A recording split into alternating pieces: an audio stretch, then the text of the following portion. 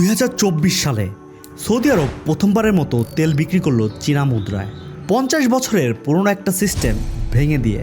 আর এই একটা সিদ্ধান্তই আমেরিকার ক্ষমতার ভিত্তি কাঁপিয়ে দিয়েছে। আজ আমরা জানবো এর পরে কি হবে।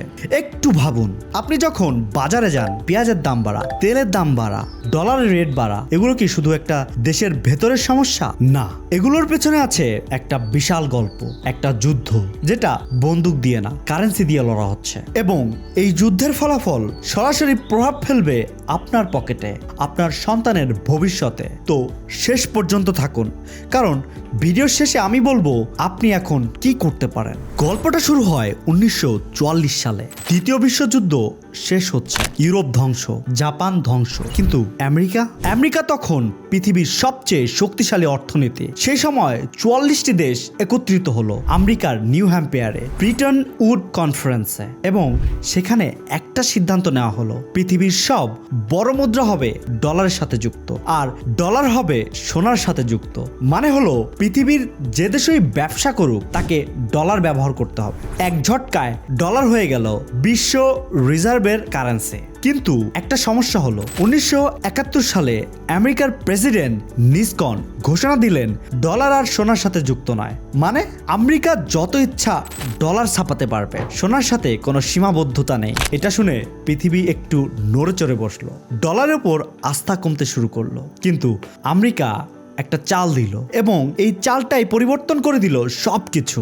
1974 সালে আমেরিকার secretary of state Henry Kissinger গেলেন সৌদি আরবে, এবং একটা গোপন চুক্তি হলো। চুক্তির শর্ত, সৌদি আরব শুধু ডলারে তেল বিক্রি করবে, বিনিময়ে আমেরিকা সৌদি আরবকে সামরিক সুরক্ষা দেবে। এটাই হলো পেট্রো ডলার সিস্টেম।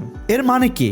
মানে হলো পৃথিবীর যে দেশকেই তেল কিনতে হবে তাকে আগে কিনতে হবে ডলার, আর তেল কিনতে হয় সবাইকে, এবং বাংলাদেশকেও। তাহলে বুঝুন, একটা সিস্টেম দিয়ে আমেরিকা নিশ্চিত করেছিল যে পৃথিবীর সবাই ডলার চাইবে সব সময়। কিন্তু 50 বছর পর সেই সৌদি আরবই যদি বলে আর না, তাহলে কি হয় সেটাই বলছি। কিন্তু তার আগে বুঝতে হবে ব্রিক্স মানে কি।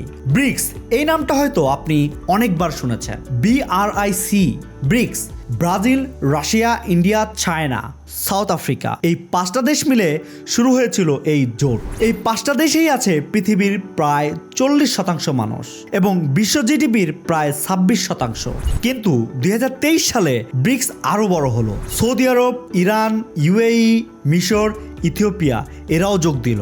5টি দেশ থেকে 11টি দেশ, এবং এই মুহূর্তে আরো 30 থেকে 40টি দেশ ব্রিক্সে যোগ দেওয়ার আগ্রহ দেখাচ্ছে।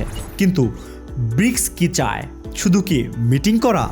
না, ব্রিক্সের আসল লক্ষ্য হলো আন্তর্জাতিক বাণিজ্যে ডলারের বিকল্প তৈরি করা, এবং এটা করার জন্য তারা নিচ্ছে 3টা পদক্ষেপ। 1, নিজেদের মধ্যে নিজেদের মুদ্রায় ব্যবসা করা।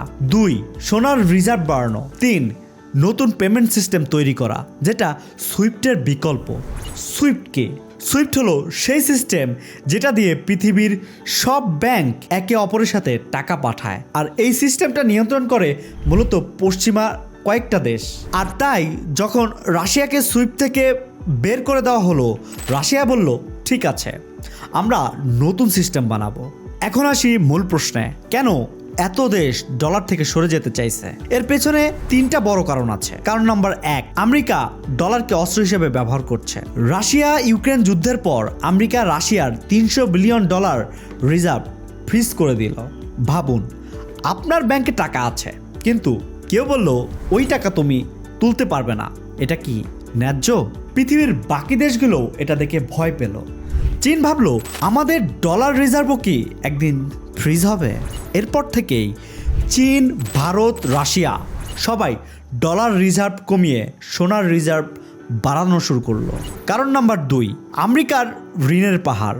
এই মুহূর্তে আমেরিকার জাতীয় ঋণ $36 ট্রিলিয়ন বেশি। এই সংখ্যাটা এতই বড় যে পৃথিবীর জিডিপির প্রায় 1/3 অংশ।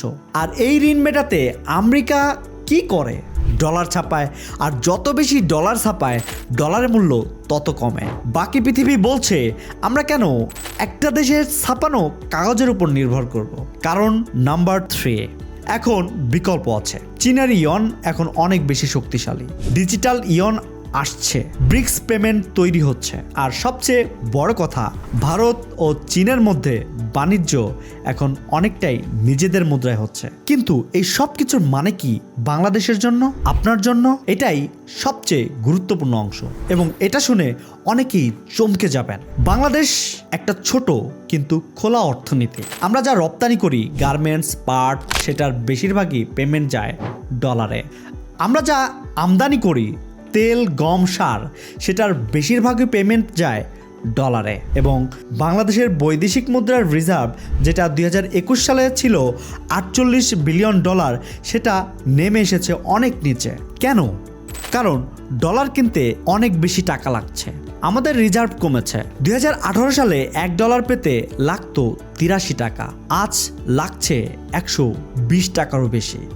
এই 35% অবমূল্যায়ন মানে আপনার হাতে থাকা টাকার কেনার ক্ষমতা 35% কমে গেছে।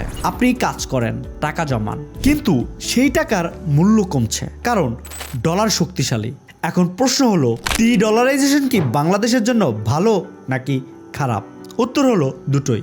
ভালো দিক হলো যদি বিশ্বব্যাপী ডলারের চাহিদা কমে তাহলে ডলার দুর্বল হবে, আর ডলার দুর্বল হলে আমদানি খরচ কমবে, তেলের দাম কমবে, আপনার বাজারের দাম কমবে। কিন্তু খারাপ দিক হলো যদি ডলার হঠাৎ দুর্বল হয় এবং আমাদের রপ্তানির আয় ডলারে থাকে তাহলে সেই আয়ের মূল্যও কমবে। আর বাংলাদেশের রপ্তানির 80% বেশি যায় আমেরিকাতে আর ইউরোপে। তাই ডলারাইজেশন আস্তে আস্তে হলে বাংলাদেশে মানিয়ে নেওয়ার সময় হবে, কিন্তু যদি হঠাৎ হয় তাহলে বড় ধাক্কা আসতে পারে। এখন আসি সবচেয়ে বড় প্রশ্নে, ডলার কি সত্যি শেষ হবে? দুটো দলের দুটো মত আছে। এক দল বলছে ইতিমধ্যে ডলারের শেয়ার কমছে। 2000 সালে বৈদেশিক রিজার্ভে ডলারের ভাগ ছিল 72% এবং সেটা নেমে এসেছে 58%। এবং এই ট্রেন্ড চলতে থাকলে 10 থেকে 15 বছরে ডলার আর একচ্ছত্র অধিপতি থাকবে না। কিন্তু অন্য দল বলছে অন্য কথা, এত সহজে ডলার যাবে না, কারণ ডলারের বিকল্প কি? ইয়ন সম্পূর্ণরূপে কনভার্টেবল না, মানে কেউ চাইলেই ইয়নে বিনিয়োগ করতে পারে না। ইউরোজোনের নিজেরই অনেক সমস্যা। গোল্ড, সোনা দিয়ে আধুনিক বাণিজ্য সম্ভব না। তাহলে বাস্তবতা কি? বাস্তবতা হলো পৃথিবী সম্ভবত যাচ্ছে একটা মাল্টিপোলার কারেন্সি ওয়ার্ল্ডের দিকে, মানে একটা কারেন্সির পরিবর্তে থাকবে কয়েকটা, ডলার, ইয়ন, ইউরো এবং সম্ভবত একটা ব্রিক্স কারেন্সি। ডলার দুর্বল হবে কিন্তু রাতারাতি শেষ হবে না। কিন্তু আপনার জন্য সবচেয়ে গুরুত্বপূর্ণ প্রশ্ন, এই পরিস্থিতিতে আপনি কি করবেন? এবং পরের 2 মিনিটে সেই সম্পর্কেই বলবো, মিস করবেন না। এখন কথা বলবো আপনার সাথে। আপনি যদি বাংলাদেশে থাকেন, যদি মধ্যবিত্ত পরিবারের মানুষ হন, তাহলে এই পরিস্থিতিতে কিছু বিষয় মাথায় রাখা জরুরি। প্রথমত, শুধু টাকা জমাবেন না, টাকার মূল্য কমে, বরং চেষ্টা করুন সম্পদে বিনিয়োগ করতে, জমি, সোনা, দক্ষতা। দ্বিতীয়ত, ডলারে আয়ের সুযোগ খুঁজুন, ফ্রিল্যান্সিং, রিমোট জব, এগুলো এখন বাস্তব সুযোগ, আর ডলার দুর্বল হওয়ার আগ পর্যন্ত এই সুযোগ আছে। তৃতীয়ত, অর্থনৈতিক খবর সম্পর্কে সচেতন থাকুন, কারণ যে বোঝে সে সবার আগে সরে যায়। এবং চতুর্থত, আতঙ্কিত হবেন না, এই পরিবর্তন রাতারাতি হবে না, আপনার কাছে সময় আছে, কিন্তু যারা এখনই প্রস্তুতি নেবে তারাই এগিয়ে থাকবে। তাহলে সংক্ষেপে যা বললাম, ডলার 80 বছর ধরে বিশ্বের রাজা, কিন্তু সেই সিংহাসন এখন কাঁপছে। ব্রিক্স বড় হচ্ছে, সৌদি আরব সরছে, সোনার রিজার্ভ বাড়ছে, ডলারের শেয়ার কমছে। বাংলাদেশের জন্য এটা একটা চ্যালেঞ্জ, কিন্তু একই সাথে সুযোগও। প্রশ্ন হলো, আপনি কি সেই বদলের জন্য প্রস্তুত? এই ভিডিওটা যদি আপনার কাজে লেগে থাকে, এবং আমি বিশ্বাস করি লেগেছে, তাহলে এখনই একটা কাজ করুন, এই চ্যানেলটাকে সাবস্ক্রাইব করুন এবং নিচে কমেন্ট করুন আপনি কি মনে করেন, বাংলাদেশের কি ব্রিক্সে যোগ দেওয়া উচিত, হ্যাঁ বা না, এবং কেন? আপনার মতামত আমি পড়ব। পরের ভিডিওতে আমি বলবো চীন কিভাবে 20 বছরে বিশ্বের সবচেয়ে বড় অর্থনীতি হওয়ার পথে এগিয়ে যাচ্ছে এবং সেটা বাংলাদেশের জন্য কি মানে। সেই ভিডিওর নোটিফিকেশন পেতে এখনই সাবস্ক্রাইব করুন এবং দেখা হবে পরের বার।